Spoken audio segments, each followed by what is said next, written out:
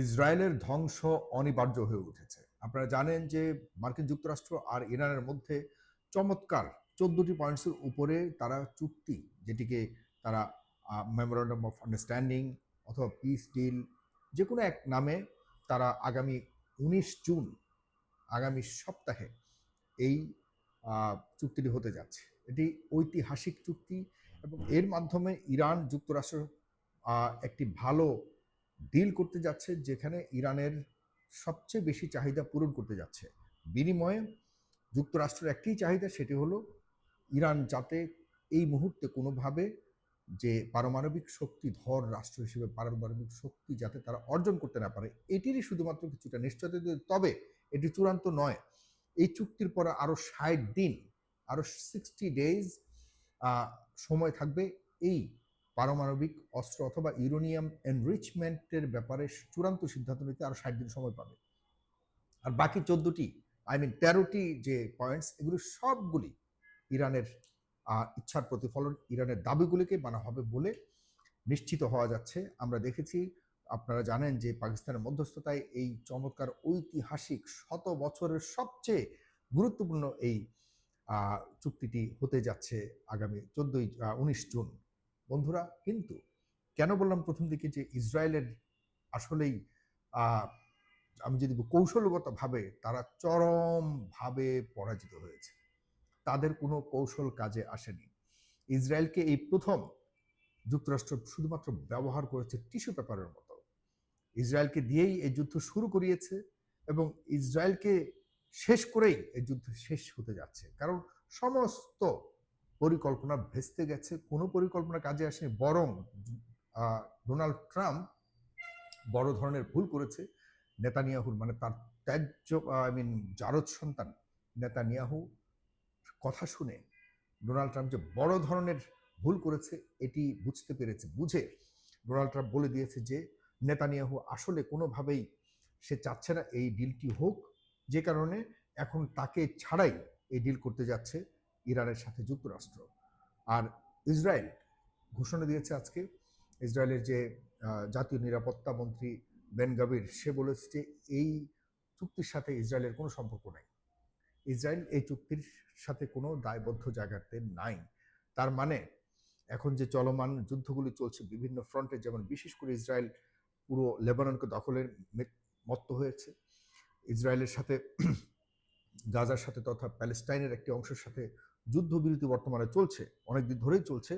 তবুও এই যুদ্ধবিরতি লঙ্ঘন করে ৭০% প্যালেস্টাইনের জমি দখলের জন্য যে সিদ্ধান্ত নিয়েছে, সেটির কড়া সমালোচনার পর তারা আবারও স্টপ হয়েছে।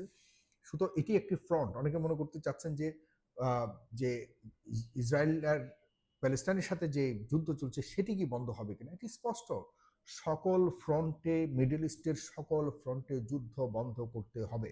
এটি হলো অন্যতম, দ্বিতীয় পয়েন্টে বলা আছে। এর মধ্যে অন্যতম, যেহেতু বর্তমানে যুদ্ধ চলছে, বর্তমানে যুদ্ধ নয়, সম্পূর্ণভাবে লেবাননের উপর ভয়ঙ্করভাবে নির্যাতন চালাচ্ছে ইসরায়েল, এটির বন্ধ করতে হবে এটিকে, এবং সিরিয়ার উপর যে করছে সেটিকে বন্ধ করতে হবে। এবং এই দুই জায়গাতে তারা যে জমি জমা দখল করে আছে, এগুলি থেকে সরে আসতে হবে। যে কারণে বেন গাভির, ইসরায়েলি একটা বজ্জাত বদমাস, এই বদমাসটা বলেছে যে আমরা এই চুক্তির কোনো অংশেই আমাদের অবস্থান নেই। আর এই চুক্তির অবস্থান না থাকলে, যদি যুক্তরাষ্ট্র তোদের পাশে না থাকে ইসরায়েল, তাহলে তোদের ধ্বংস, মানে ন্যূনতম তোদের কোনো অস্তিত্ব তো খুঁজে পাওয়া যাবে না। ইসরায়েলের মাত্র কয়েক ঘন্টার ব্যাপার তোদেরকে ধ্বংস করা। বাকি রুটে তোদের কাছে যে পরমাণু অস্ত্র রয়েছে কিনা এটি কেউ জানে না। যদি থেকেও থাকে, তোমরা পরমাণু অস্ত্র ব্যবহার করে ইরানের মতো একটি দেশকে ধ্বংস করা সম্ভব নয়। তবে এরকম কোনো কিছুর, মানে পরমাণু অস্ত্র ব্যবহার তো বহুত পরের কথা। এমনিতেও যদি যুক্তরাষ্ট্রের কথার বাহিরে গিয়ে ইসরায়েল বা নেতানিয়াহু এমন কোনো কিছু করতে যায়, তাহলে নেতানিয়াহুর পাশ থেকে, ইসরায়েলের পাশ থেকে সম্পূর্ণভাবে সরে যাবে যুক্তরাষ্ট্র। ইসরায়েলকে চরম শিক্ষা আবার যুক্তরাষ্ট্র দিবে। এই সকল কিছু মিলিয়ে আল্লাহ তাআলা, আসলে আমার কাছে যেটা মনে হয়, সকল কিছু মিলে সামনের খুব কম সময়ের মধ্যে ইসরায়েল রাষ্ট্রটি আর থাকবে না।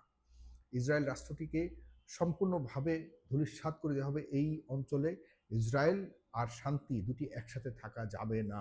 যে কারণে শান্তির বিজয় হয়েছে, ইসরায়েল নিপাত যাচ্ছে আমরা খুব সহসায় দেখতে পাবো সেটি। কারণ হলো ইসরায়েল তার যে ত্যায্য তার যে জারজ বাবা যুক্তরাষ্ট্রকে তারা এখন বলছে ট্রাম্প তাদের পক্ষে কাজ করেনি, ট্রাম্প হলো এখন তাদের বড় শত্রুতে রূপান্তর হয়েছে এবং ইসরায়েলি যত পত্রিকা রয়েছে সব পত্রিকা এখন ট্রাম্পের বিরুদ্ধে নিউজ করছে।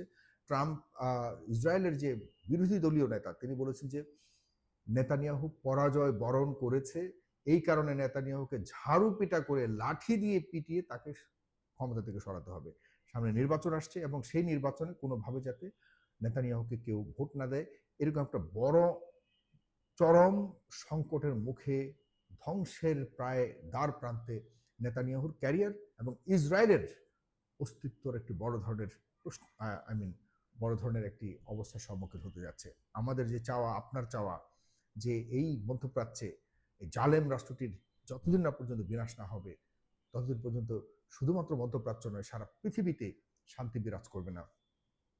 তাদের যে জায়নিজমের কি বলবো এটাকে, যে কনস্পিরেসি তত্ত্ব যেটি ডক্ট্রিন, এই ডক্ট্রিনকে তারা কার্যত আর কোনোভাবেই বাস্তবায়ন করার সুযোগ থাকছে না। কারণ হলো যুক্তরাষ্ট্র বা নেতানিয়াহু ডোনাল্ড ট্রাম্প একজন আগাগোড়া ব্যবসায়ী, সে কোনোভাবেই ব্যবসার ক্ষতি করে টাকা পয়সার ক্ষতি করে শুধুমাত্র ইসরায়েলের এই দাবি দেওয়াকে বিশেষ করে এই মানুষের জায়গা সম্পত্তি দখল করার জন্য যুক্তরাষ্ট্র কখনো এই ঝুঁকি নিবে না। কারণ যুক্তরাষ্ট্র মধ্যপ্রাচ্যের খনিজ সম্পদ ছাড়া যুক্তরাষ্ট্র সম্পূর্ণ সম্পদহীন এবং ধরতে গেলে তারা গরিব হয়ে যাবে। কারণ মধ্যপ্রাচ্য আছে বলেই যুক্তরাষ্ট্র চলতে পারছে, যুক্তরাষ্ট্রের সাধারণ মানুষ একটু খেয়ে পড়ে বেঁচে আছে। এই ছাড়া যুক্তরাষ্ট্রের মিনারেল অ্যাসেট বলতে তেমন কোনো কিছু নাই। নিজেদের যেসব অ্যাসেট আছে এগুলো তারা ব্যবহার করে না, বিভিন্ন কারণে ব্যবহার করে না। তারা সম্পূর্ণভাবে মধ্যপ্রাচ্য থেকে চাঁদাবাজি করে চলছে এবং এটি শুধুমাত্র $1-2 নয়, শত শত বিলিয়ন ডলার আমাদের এই মধ্যপ্রাচ্যের ছোট ছোট উপসাগরীয় দেশগুলি প্রতি বছর সেখানে দিয়ে যাচ্ছে।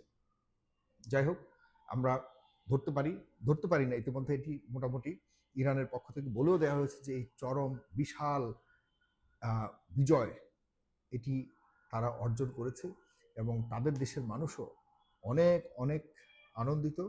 আমরা যেন আসলেই 19 তারিখ এই চুক্তিটি দেখতে পাই এবং ইরান কার্যত আর্থিকভাবে এবং জিওগ্রাফিক্যালি তারা যাতে স্বাধীন সার্বভৌম দেশ হিসেবে সামনে এগিয়ে যেতে পারে এবং অবশ্যই তাদের মাধ্যমেই মুসলিম রাষ্ট্রগুলি মাথা উঁচু করে আবারও সারা বিশ্বের কাছে দাঁড়াতে পারে। পাকিস্তানও পাশে আছে, আফগানিস্তান পাশে আছে, সবগুলো দেশ যদি একসাথে হতে পারে চিন্তা করুন কত বড় শক্তিতে রূপান্তরিত হবে মধ্যপ্রাচ্যের মুসলিম দেশগুলো। ধন্যবাদ সবাইকে, ভালো থাকবেন। আশা করি 19 জুন ভালো একটা ডিল হবে। এর আগে নেতানিয়াহু যাতে পাগলামি করে কোনোভাবে নষ্ট না করতে পারে এই দোয়া করুন। নেতানিয়াহু নিপাত যাবে, এটি হলো সামনের একমাত্র খুব স্বল্প সময়ের অপেক্ষা। ধন্যবাদ সবাইকে, শেয়ার করুন, পাশে থাকুন।